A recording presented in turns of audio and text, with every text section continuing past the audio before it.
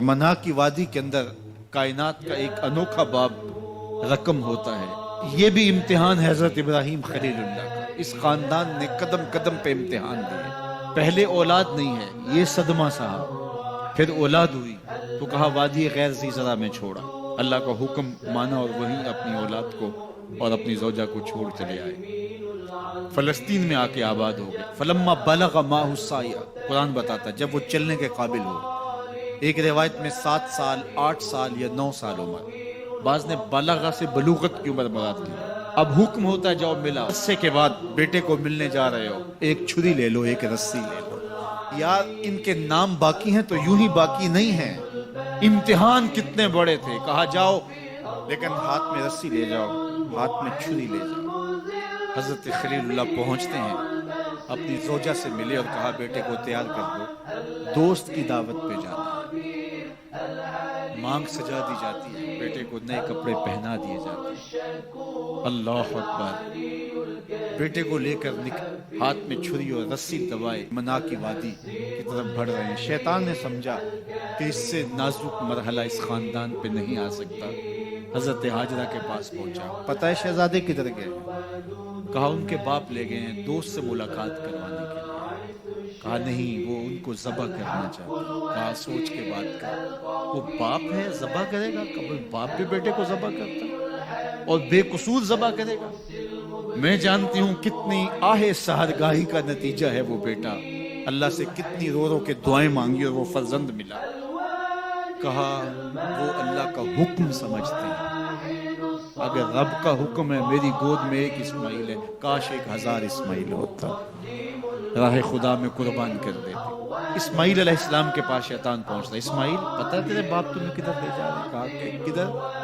کہا کہ وہ ذبح کرنے لے جا رہے۔ کہا تم سوچ کے بات کر، ان کی آنکھوں کی حکم سمجھتے ہیں۔ کہا اچھا؟ کہا ہاں۔ کہا اسماعیل کے وجود میں ایک جان ہے، کاش میرے ایک ایک بال میں جان ہوتی اور راہ خدا میں قربان کر دیتا۔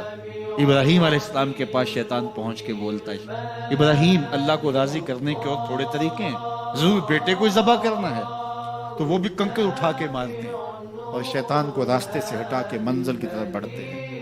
قرآن نے وہ سارا منظر بیان کیا ہے۔ فلما بلغ معہ السعی، باپ بیٹے کے پاس آیا اور کہا بیٹا میں نے خواب دیکھا ہے کہ میں تجھے ذبح کر رہا ہوں، فانظر ماذا تری، بتا تیری رائے کیا ہے۔ بیٹے پر سختہ طاری ہو جاتا، آنکھیں پھٹی کی پھٹی رہ جاتی، باپ کیا بول رہا ہے؟ لیکن یہ فیضان نظر تھا یا کہ مکتب کی کرامت تھی، سکھائے کس نے اسماعیل کو آداب فرزند۔ اللہ اکبر، فرزند ہو تو اسماعیل ذبیح اللہ جیسا۔ فانظر ماذا تری، بتا تیری رائے کیا ہے۔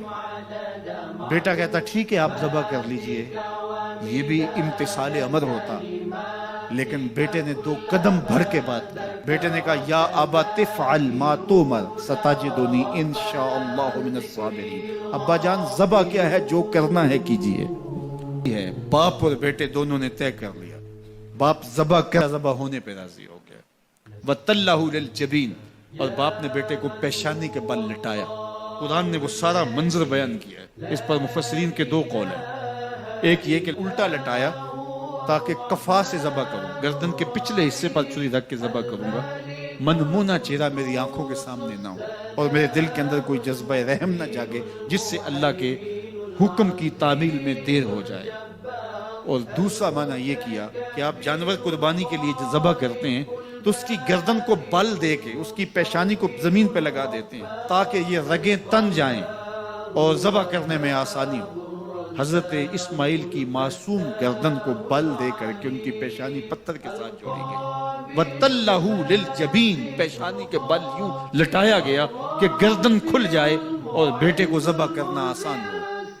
آنکھوں پہ پٹی باندھ لی کہ یہ منظر تو دیکھا نہیں جا سکے گا، اللہ کے حکم کی تعمیل بھی بہر صورت کرنی ہے۔ سعادت مند بیٹا بولتا ابا جان مجھے رسیوں سے جکڑ لیجئے، کہیں ایسا نہ ہو کہ میں تڑپوں اور اللہ کا حکم پورا کرنے میں آپ کو دیر ہو جائے۔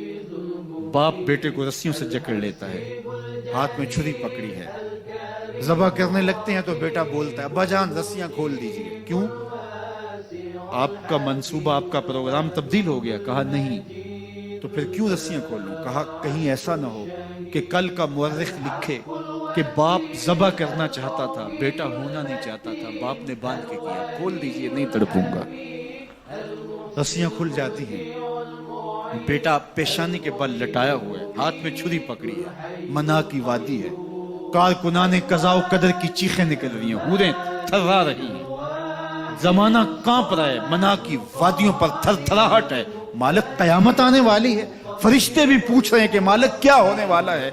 کہا تم کہتے تھے انسان کو پیدا کر رہا ہے، سجدے تو ہم کریں گے، ذرا میرے بندے کی ادا تو دیکھو، ذرا میرے بندے کا انداز محبت تو دیکھو، میری فرما برداری، انقیاد امر اور اطاعت و امتثال امر کی مثال تو دیکھو، ذرا دیکھو میرا بندہ میرے حکم کی تعمیل کیسے کر رہا ہے۔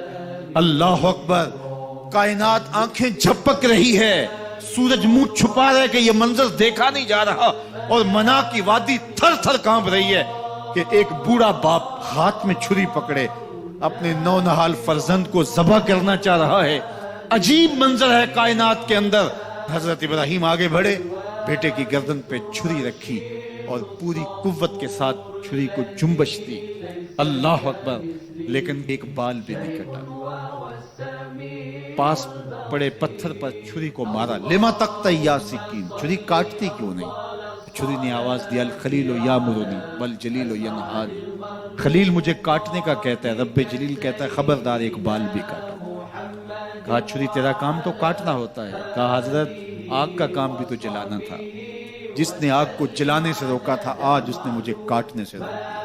اس کا یہ مفہوم بھی نکالا جا سکتا تھا کہ میں نے تو چھری چلا دی، اب چھری نے کچھ نہیں کیا تو میرا کیا قصور؟ اللہ اکبر، دوبارہ چھری تیز کی اور حلق پر چھری کی نوک رکھی اور اپنا سارا وزن ڈال دیا، گردن کٹ گئی، خون بہنے لگا، اور دل میں تھا کہ اتنا بڑا کام جو میں نے کر لیا، لیکن جب پٹی کھولی تو دیکھا منظر بدلا ہوا ہے، جس کو بیٹا سمجھ کے ذبح کیا وہ بیٹا نہیں تھا، دمبا تھا، اور جبریل امین پاس کھڑے ہیں اور اسماعیل مسکرا رہے ہیں، بے ساختہ زبان سے نکلا اللہ اکبر، تو حضرت اسماعیل بولے لا الہ الا اللہ واللہ اکبر، جبریل بولے اللہ اکبر وللہ الحمد۔ اب یقین تھا کہ یہ سارا اہتمام ادھر سے، جبریل کا آنا، اور دمبا پڑا ہے اور ذبح پڑا ہے اور جبریل امین موجود ہیں تو یہ یہی لے کر آئے ہوں گے، اور بیٹا مسکرا رہا ہے، یہ سارا منظر، یہ قرینہ حالیہ بتا رہا تھا کہ یہ سارا الوہی اہتمام ہے، رب نے قربانی قبول کر لی۔ لیکن صرف اتنا ہی نہیں ہوا کہ یہ قرینہ حالیہ آپ کو یقین دلاتا، بلکہ منا کی وادی چمکنے لگی اور وحی کے اجالوں سے پوری وادی روشن ہو گئی، اور آواز آنے لگی وَنَادَيْنَاهُ أَن يَا إِبْرَاهِيمُ قَدْ صَدَّقْتَ الرُّؤْيَا إِنَّا كَذَلِكَ نَجْزِي الْمُحْسِنِينَ۔ یہ منظر دیکھا تو ابراہیم ابھی کوئی سوال کرتے، کسی سے پوچھتے کہ یہ کیا ہوا، اتنے میں وحی نازل ہوئی، اے ابراہیم تو نے واقعی خواب پورا کر دکھایا، اِنَّا كَذَلِكَ نَجْزِي الْمُحْسِنِينَ، ہم اپنے بندوں کو یوں ہی صلہ دیا کرتے، تیرے بیٹے کو ذبح نہیں کروانا تھا تیرے ہاتھوں سے، ہم نے تیرا امتحان لینا تھا، بس ابراہیم تیرا امتحان پورا ہو گیا، ہم نے تیری سنت کو اب قیامت تک کے لیے باقی رکھا، قیامت تک کے لیے باقی رکھا۔ اور پھر خود میرا رب کہتا ہے سلام علی ابراہیم، ابراہیم تیرے اوپر سلام ہو، اللہ اکبر۔ آج ہمیں اس سنت کو باقی رکھ کر کے ہمیں وہ یاد تازہ کی جا رہی ہے کہ میرے ایسے بندے کہ جو میرے حکم پہ اپنی سب سے عزیز چیز بھی قربان کرنے سے گریز نہیں کیا کرتے۔ ہمارے ایک بزرگ فرمایا کرتے تھے کہ ہر بندے کا ایک اسماعیل ہوتا ہے، جب تک وہ اپنے اسماعیل کی گردن پہ چھری نہیں رکھتا رب کا قرب نصیب نہیں ہو۔